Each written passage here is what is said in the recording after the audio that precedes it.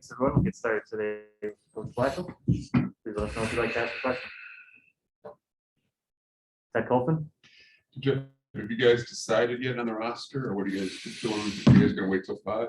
Yeah, I mean, we'll wait till we like I said before, we don't ever feel the need to make decisions until we have to. And then we got some question marks from a health standpoint. So, that may drive that decision a little bit later. And, as I've said lots about this day or even opening night roster like that, that's a point in time in a season. That's not, you don't make a team and then move on.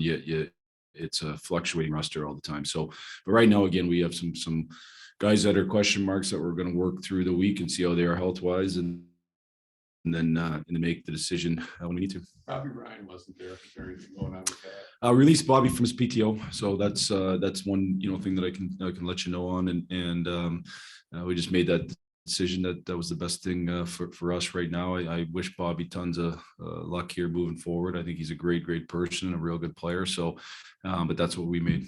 Was that a tough call? I mean, he did look like looked like he did enough to earn an NHL contract somewhere. And I hope he did, because I really think he's a really good person and a good hockey player. So was it a tough call? They're all tough decisions. I hope, I shouldn't say all, but I like when you get forced into some tough decisions, but that's the decision we made.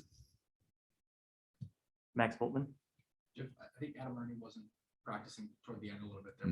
Where's he at? We're hoping to have him ready for the opener. He feels good. Today, he hadn't skated to this pace in a while, so we didn't want him to kind of like what we did with Rass. I don't know if you guys saw it or not on Friday last week. It was a similar type thing where, he went for about the first 30, and honestly, in his case and in Adam's case, they both felt good and felt like they could go longer. But from a medical perspective, we decided to make sure we kind of ease it, work his way into it. And so we stuck to that protocol, but he felt good. So I'm hoping to have him ready for the opener, but I don't know that answer yet. And then kind of to what you were saying about it's a fluid roster. How does it work when you have guys who are minorly injured with 23 men? Like, do you have to send someone down?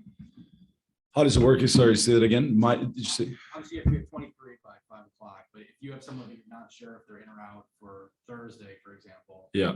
Do you have to still send someone down and then you just make a call up later? Or can someone go on IR? Yeah, without getting into particulars on our exact roster, which I won't do. There's different things.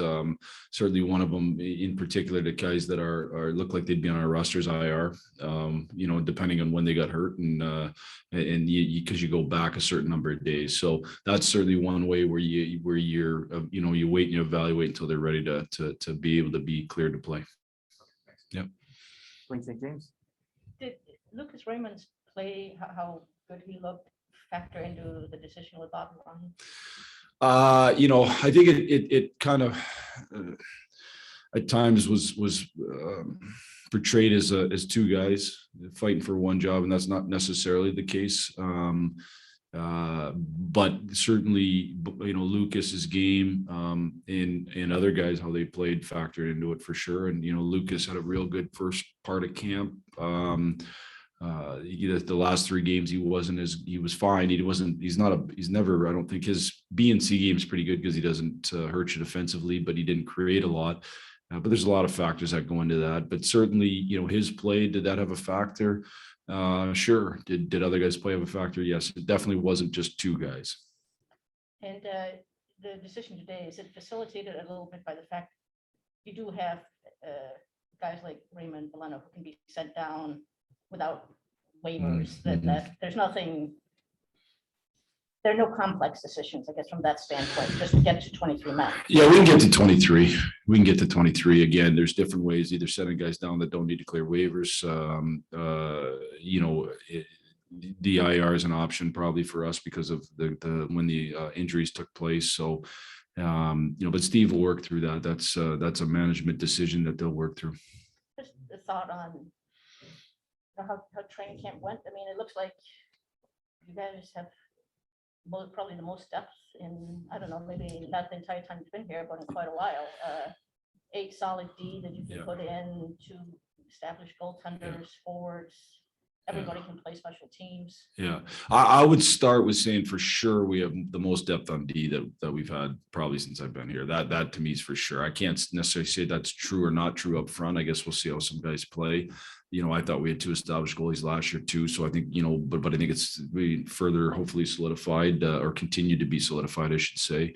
But definitely on the D side, we have as much depth as we've had, and as I said to those D men, there's going to be good players sitting out, guys that play good hockey sitting out, and they're going to have to find a way to keep their heads above water and not let the mental strain or the mental you lose confidence and not play good, because I just think it's going to be really competitive back there. Up front, we're still figuring out who's in what roles, and we got a lot of guys that can penalty kill who can do it great. We've got enough guys that can play on the power play who can do it great, and some guys showed flashes of doing it great on both sides of the specialty teams, and then we'll just see as we get a bigger sample size which ones do it. Answer, Kyle? Yeah, Jeff, with Raymond, if he makes the team, I mean, you had him I think, the last couple of games. So, on the market line, you like that fits on that line, especially. It seemed like a couple of games you had some good chemistry there with Larkin. Yeah, Larks gives anybody plays with pace, and I think one thing that Lucas has to continue to learn is how to play at that higher pace. He's a really smart player that has to move his feet more, in my opinion, to go get pucks, to pressure, to those types of things. But Larkin kind of forces you to play at a pretty high pace. Potentially, do I like the look of the line with Bert, Larks, and Lucas? Yeah, potentially we like the look of that line. Bert is a guy who gets pucks a lot. Larks brings that pace high, and I think Lucas is a really smart, savvy offensive player. But we'll have to continue to watch it and see. And also with Milano, is it the kind of the decision there that if you send him down, he can be a top line guy playing in all situations, a lot of minutes in Grand Rapids, as opposed to how much ice time he gets here in the bottom 6 and the role that he has here. Yeah, I think that's a huge part of the decision for, even beyond my call, certainly from Steve's perspective. We want to see the two things can happen if Joe were to get sent down. One, he may be in a role that's higher than he is here, which hopefully would help maximize his development. And 2, it gives us more organizational depth too, because he is a guy that can get sent down without exposing a waiver. So those are things that go into the decisions, but none of those decisions have been made yet.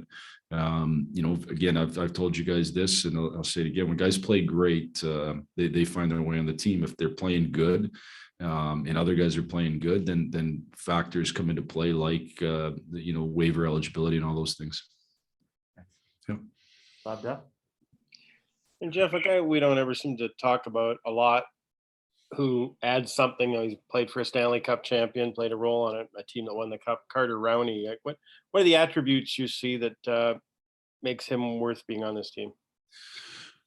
Well, he's definitely got the experience, which I think matters, especially if it's in a limited role without lots of minutes, which it would be to start. And the reason that matters is there's a skill to that. There's a learned process of understanding how to maximize 10 minutes a night, how to be a positive factor in those, and young guys a lot of times haven't been in that spot, and they struggle with it. A lot of times young guys are guys that are more of the 18 minute night guy that used to be on the power play, used to having the puck all the time. And it's a hard role to fill at times. And so I think Carter's experience helps him with that. I think, I think he's a smart player that works hard, and I'm glad he's a part of our forward group and gives us depth.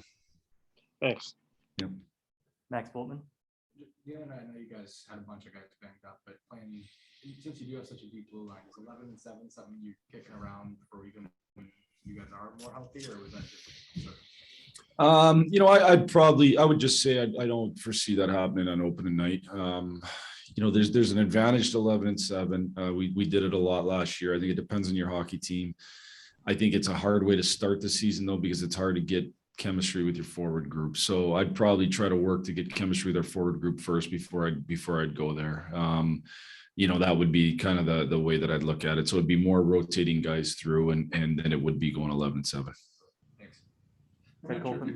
I'm not sure if you mentioned it before, Jeff. Is Giovanni feeling better? Is he capable of playing? He went through the whole practice, so that's a positive. We got 2 more days, you know, before we necessarily need to make that decision. You know, but I think he's feeling better. I didn't know if he was going to practice today, and he went through the full practice, so that's a positive sign. Thank you. everyone. Be back shortly with Phil and Martin.